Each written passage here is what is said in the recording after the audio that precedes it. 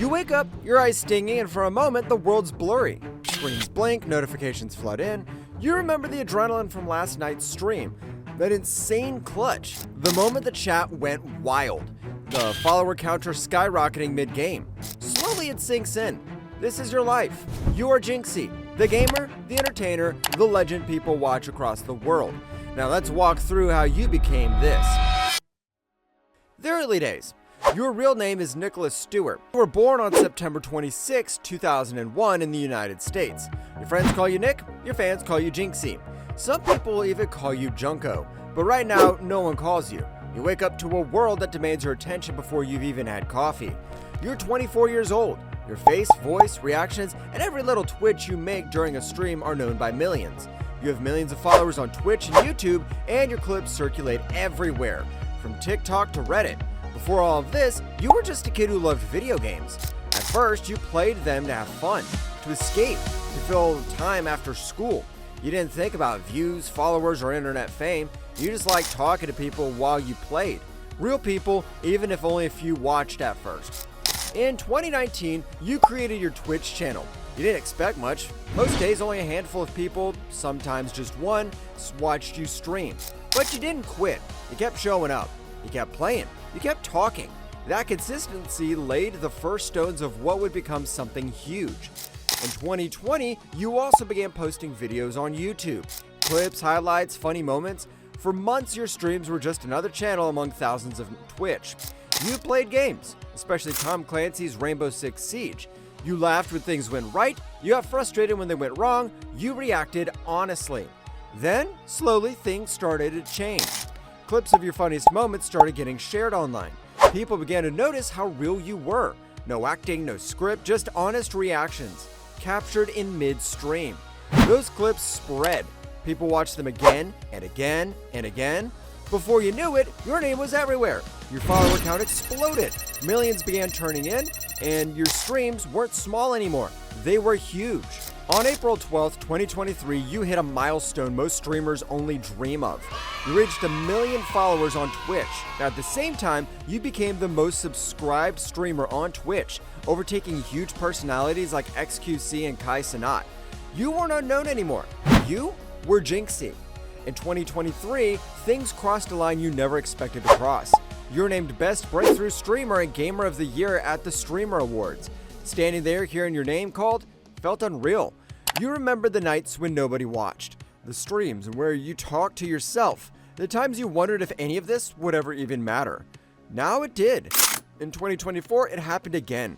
You won Best FPS Streamer, not just for being loud or entertaining, but for actually being good at what you do. That award hit differently. You're proud, of course you are, but you also feel the weight. Because now, when people outside Twitch hear your name, they already have expectations before they ever click your stream. Life as a full-time streamer. There's no part-time version of this anymore. Streaming becomes your job. Not something you do after school or for fun. It's how you live, how you pay bills, how you stay relevant. Your day starts and ends online. In 2023, you joined Spacestation Gaming. Being part of a major gaming organization felt like a huge step forward. It gave you more exposure, more credibility, and more responsibility. You weren't just representing yourself anymore, you were representing a brand. You also signed with talent agencies that help manage deals, sponsorships, and opportunities. On paper, it was everything you'd worked toward. Brand deals started coming in, big companies wanted your face, your voice, your audience. You're still the same person, but now everything you do is measured. How you speak, how long you stream, what you say on camera. People don't just see you as a gamer anymore. They see you as an entertainer, a brand, a business. And that's when you realize something quietly terrifying. You stop showing up. Everything stops. Podcast and new projects. By January 2024, you feel the urge to do something different. Streaming is still your foundation, but you don't want to be trapped in one box forever. So you start a podcast, the Jynxzi Podcast. It feels different from streaming, slower, more personal. You talk about games, life, random stories, and bring other creators on just to talk. No pressure to scream, no need to go viral every second. For the first time in a while, it feels like you're speaking instead of performing.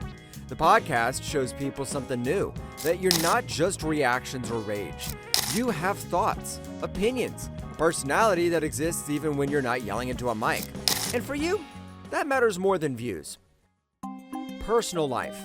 Even with millions watching you online, there's still a part of your life that happens off screen. In 2024, you date Brecky Hill for the first time. The internet watches closely because both of you are public figures. People comment on everything, every post, every interaction. And when it ends after a few months, you feel that strange mix of relief and discomfort. Breakups are already hard. Having one in front of an audience makes it heavier. You keep most of your family life private. You don't share everything. Sometimes you show small moments, your mom on a video, a laugh, something normal, but you protect what you can. Because once something goes online, it belongs to everyone. When you're not streaming, you try to be normal. You hang out with friends, you play games without a camera, you talk to people without thinking about clips or reactions. Those moments are rare now, and you treasure them because they remind you that beneath the fame and awards, the expectations, you're still just you. The isolation, even with millions around you. You can be surrounded by millions of people and still feel completely alone. When you're live, the screen explodes. Chat moves so fast, you can barely read it. Thousands of voices, thousands of reactions, noise everywhere.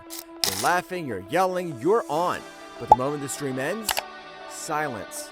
Real silence. You're sitting in a room filled with expensive gear, bright lights, and glowing screens, but there's no one there to actually listen to you. Not you. People don't want the quiet version of you. They don't want the tired version. They don't want the version that's thinking instead of reacting. They want Jynxzi, not Nicholas. Fans feel close to you. They feel connected. And in a way, they are. But they only know the version of you that exists on a screen. They don't know your off days. They don't know the thoughts that keep you awake at night. That gap between who you are and who people think you are starts to mess with your head. You catch yourself staring at your reflection and wondering, am I still me? Or am I the internet's idea of me? And that question doesn't go away. Fame rewires things slowly. You used to stream because you loved it. Now you stream because people expect it. Rest feels like falling behind. In 2025, you streamed every single day, no breaks, no days off, a full year online. It sounds legendary, but your brain starts living off numbers. Views, subs, charts. Your mood rises and falls with analytics you don't control. That kind of pressure is exhausting. Yes, millions support you. Some tell you that you help them through dark times, and hearing that matters. It really does. But others tell you how to act, what to say, what to stream, who to be. Every night becomes a performance, and the show doesn't stop even when you're tired, anxious, or lonely. People see the awards, the success, the recognition. They don't see the nights when the room feels cold at 3 a.m., and they don't protect you from the loneliness of knowing that every word you say could be clipped, replayed, and misunderstood forever. So here's the question. If fame gives you everything the world dreams of, but takes your peace in return, would you still want it? Drop your thoughts in the comments, and if you enjoyed this POV journey, make sure to hit that like button, subscribe, and turn on notifications so you don't miss the next deep dive into the lives of your favorite creators.